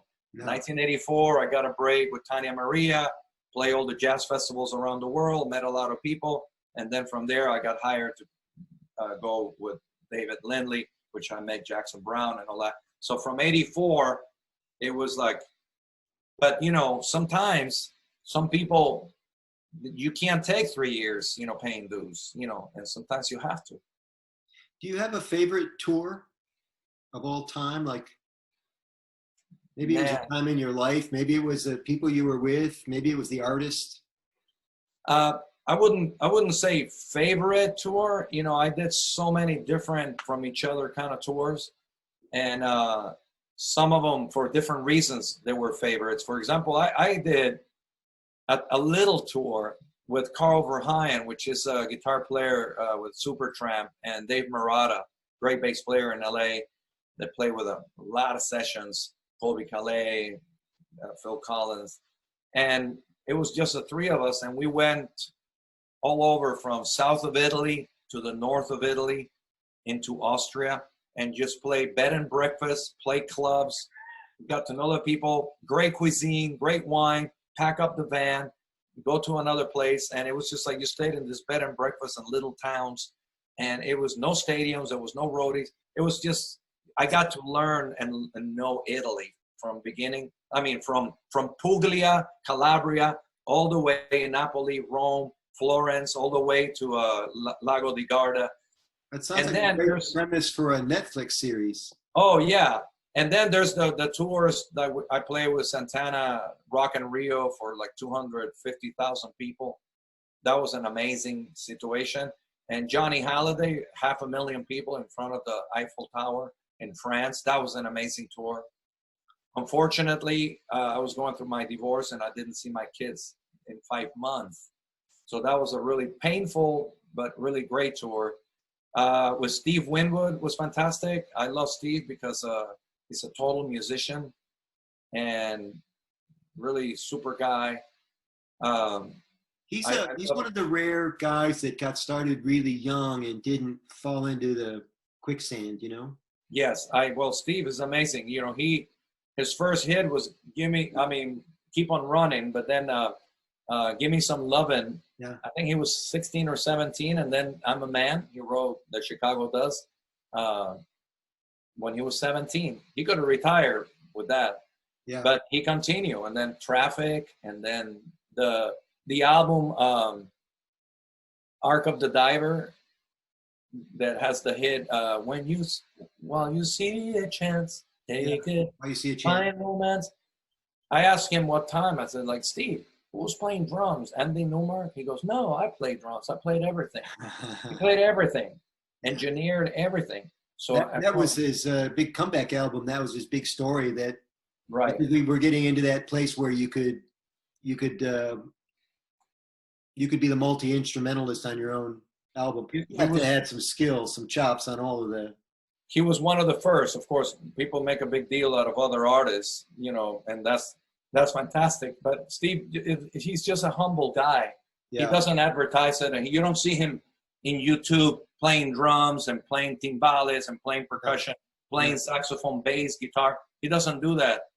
He could do it, but he was one of the few artists that did it all and wrote the songs and still knows how to engineer, which a lot of artists. Nightmare tours? What was that? Did you have any nightmare tours? Not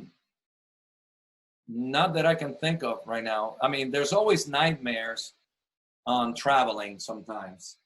You know, I've done things where, you know, it becomes, that's like to write a book on comedy. You know, like I was doing a drum clinic. I was booked to do this big drum festival in Montreal. And I was in the middle of recording with Steve in London, north of London. And Steve told me, well, you know, and if we have a few days off, you can go and do your drum festival with Raul Recco, the percussionist that was with Santana, and then fly back and we continued the album. So I went to the airport and there was a lightning storm or something like that. And I was in the airport. It was 11 o'clock at night. They told me, no airplanes. I goes, well, what am I supposed to do now? And so because it was a weather-related thing, they were not going to put me in a hotel.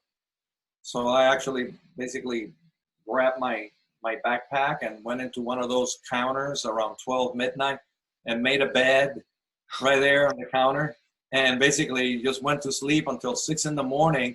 The guys came to open the counter and the woman goes like, ah! Whoop! You know, like I was sleeping right behind the counter. I got up, went to the gift shop, bought a toothbrush, got some, what's it called? There's a donut place in Canada. It was like a hockey player, but it's like really. Tim Hortons. Yes, exactly. Tim Horton. I'm like Tim Horton, yeah. So I did one of these cups like this, yeah, and 2 donuts, and it was like a nightmare trying to get back. And another nightmare was after 9/11, I had a tour booked of 10 countries in Europe. I had played a Latin Grammy tribute with Arturo Sandoval and all these guys in LA. 9/11 happened. They closed everything, and I needed to do this tour to make my money. So 6 days after 9/11, I went to LAX. There was nobody, the military. I got the ticket. I arrived at the gate, and they told me, the plane will be here in 6 hours. I said, like 6 hours? So I was there camping out with a couple of guys for 6 hours. By the time I got to Dallas, it was nighttime. I had to get in a hotel. I arrived 2 days later to Europe and missed a couple of clinics. But, you know, traveling is where the nightmare part happens. Yeah. Because you're dealing with professionals for the show, you've got redundancy built into the program. You've got resources, people that know what they're doing. Let's talk about that for a minute before we wrap up. The actual cavalcade of buses with Chicago. You guys go by bus mostly now? I think the whole industry after 9/11, if I would have had money back then, I would have invested in the bus because I saw it. I just saw it. A lot of artists, you wouldn't believe how many artists that never liked flying. They went to buses for safety reasons? Yeah. Somebody told me they went because it was greener, that it was just more comfortable to deal with buses than airport problems. Well, yeah, it is. And also, you can leave the hotel in your pajamas and hop in the bus and go back to sleep. And then at the airport after 9/11 with the TSA and all that, with Santana in 1989, we used to fly the same day of the show.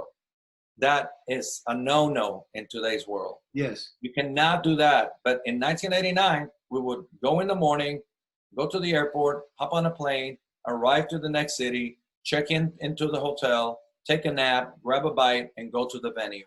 Yeah. And then go back to the hotel. That is a no-no. And so the buses with Chicago, for example, we leave after the show. We check out of the hotel. Chicago does a sound check. Back up.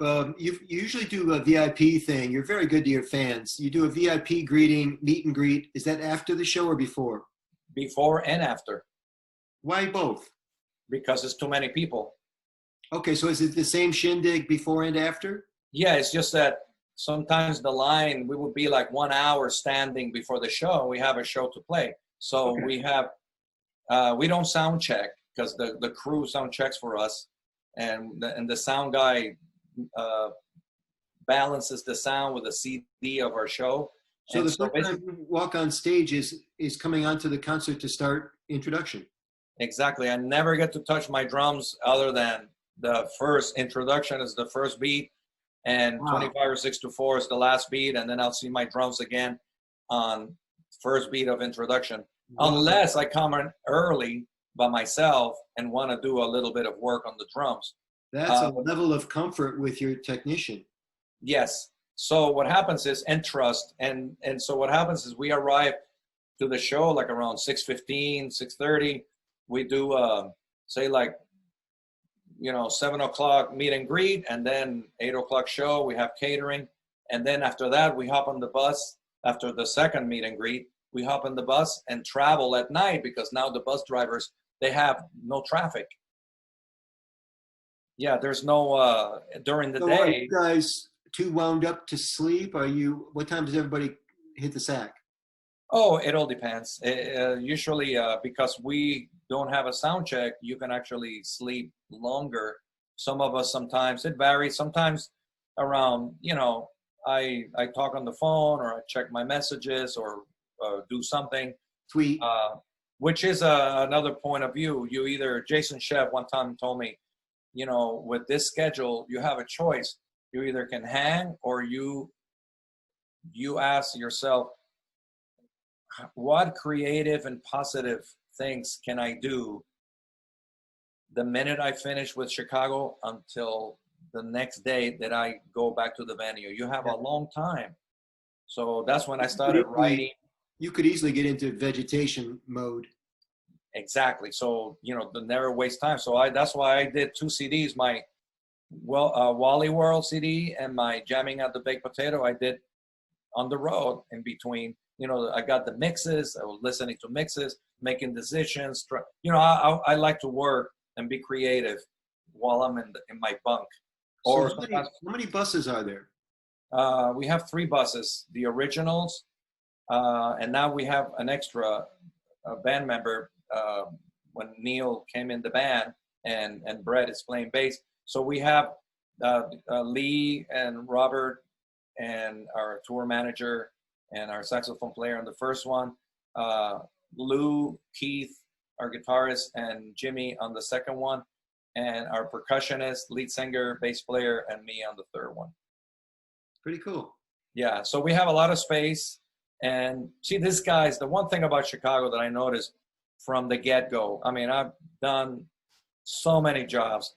There's some artists that have more class than others. So like, and that's the reason why it's a success, because these guys, they said, okay, if we have to suffer on the road, and so number one rule, you don't go out on the road like the old days, and this was true with Santana,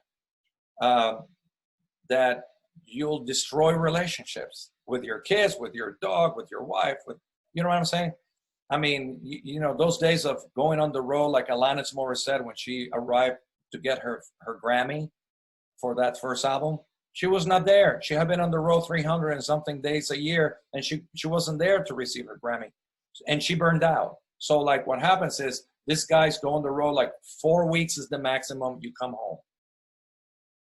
There's not gonna be like the kids going, Mom, who's this guy that just came in, pat me in the head and left? Oh, honey, that's your dad. Yeah. That's not going to happen. Yeah. You know, so these guys, they learn what to do and what not to do. And that's how you keep a band healthy morally and physically. And in the old days, physical exhaustion and drugs to go up and drugs to go down kill half the business. I kid you not. If you really start looking at the real situation, whether alcoholism or drug taking or blow, whatever, you know, divorces, this and that, you know, it destroys you. So why do great, beautiful music if you're, and for the audience, if your other side is hurting? I mean, I know you need material to write hurting love songs, but, you know, it's not a good way to do it, to be the guinea pig. Well, so that's really important. I think this is evident, and we'll wrap up, man. You've been so great with your time. This is really evident in the Chicago shows because you guys look like you're having a blast. I'm sure there's a little bit of stagecraft going on because somebody's got, in a large band like that, somebody's got a headache or a tummy ache that night. Oh. But I'll be damned if I can ever tell who. And it's my favorite concert act of all time. The very first band I saw way before you were in the band was Chicago. And you're just legends, man. The kudos and the awards keep ramping up, and you're one of the guys that keeps it going. Well, thank you so much. You know, you've been they're really great questions from. I want to thank the fans that send the questions, and you know, I'll go also in the social media, and I'm always answering because you know that word is so powerful to me. Pass it forward. If sometimes I can just, I'm sure you feel the same way. You can put something out there that somebody can go, oh my God.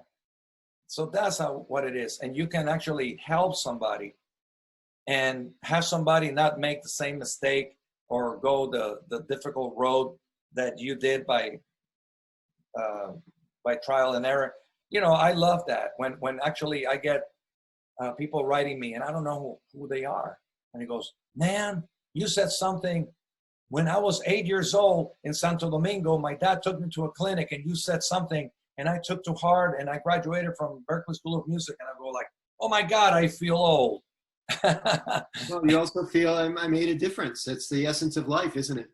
Yes. I mean, you know, so it's like the older you get, the more experiences you have. And it's a lot of fun. It's been really therapeutic for me and even incredible to actually read it back. And a lot of people have been saying, man, you got to write a book. You got to write a book. So I've been putting part 1, part 2, then part 3 and part 4. Part 3 is going to be the 90s and then the millennium years in my because you know people are asking me how did you started the business, who do you play for, this and that. So I actually started in my years in Vegas in the 70s, and then I started the last one on the 80s was on Facebook. Then I want to write the 90s. But when you actually start realizing that you have really sped up your life really quickly, the in-between stories and anecdotes and what do you call it? Trials and tribulations would be good material for a book. Well, that's going to put you on the speaking circuit too, my friend. I'll need help. I'll help you. But we have to kick Kenny Aronoff off the motivational speaking circuit. I love Kenny. He is so, one time he was doing a clinic and so I always looked up to Kenny because at one time, you know, he was in John Mellencamp band and he's a total all-around percussionist, drummer. And then he started getting all these gigs over here and all these gigs over there and all these gigs over there. And then we did a clinic together where we hung out. So it was Terry Bozzio, I was myself, Kenny Aronoff, and Terry Bozzio, right? Yeah. And so I did my clinic, but while we were setting up, Kenny was doing his drums and, you know, we're all tweaking our drums and all that. And he goes, hey man, are you done? And he goes like, almost. He goes, well, good. Come on, let's go and have a drink. You know, like, so he's like that kind of guy. Immediately you feel like you've known him for a long time. Yeah, But I you know, love he him said too. I something. was kidding, of course, but I went to his website and I saw he was doing motivational talks. I'm like, good for you, man. This guy's like Great. he sees the whole business, I think, in ways sometimes other people don't. Yeah, you know, and he said something, it just broke my heart. But then I was about to fall into an incredible, painful divorce. So at that time, he was like, I was looking up to him, and somebody in the audience said something like, ask a question like, man, you're like one of the guys, you know, like you're over here and over there, you know, you're so lucky you're going over there, and, you know, and playing with this guy, and playing with this guy, playing with this guy. And he goes, yeah, but what you don't know and nobody knows is, you know where I'm going after this?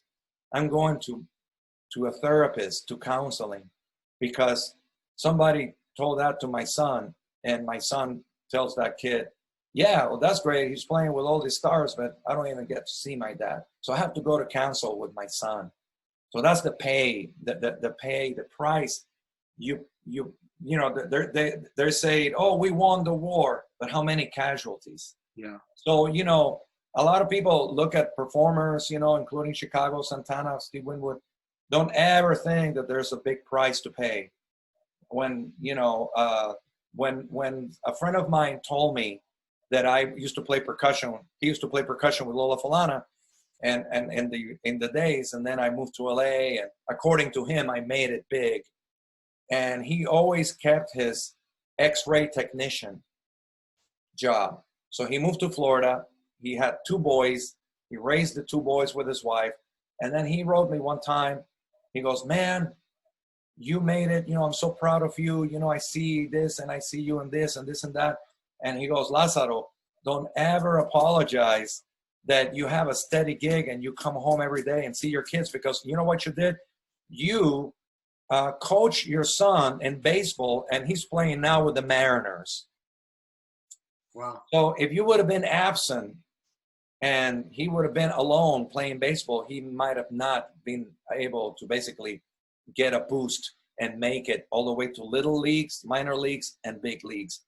So think about that. Don't ever excuse yourself for staying home and having a regular job when you, oh my God, look, this guy's on TV and this guy's on the road, this and that, because somebody's not with me or with us.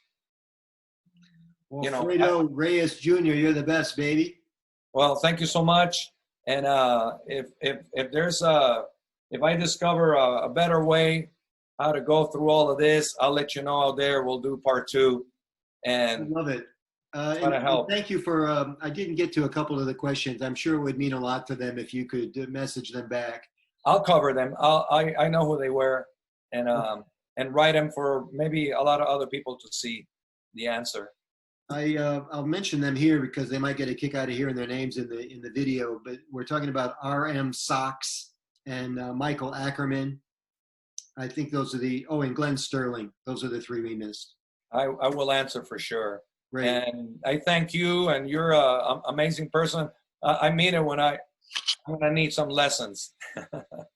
Well, we have a lot in common, and I look forward to getting to know you better. Thank you so much. All right. Thank you. Bye.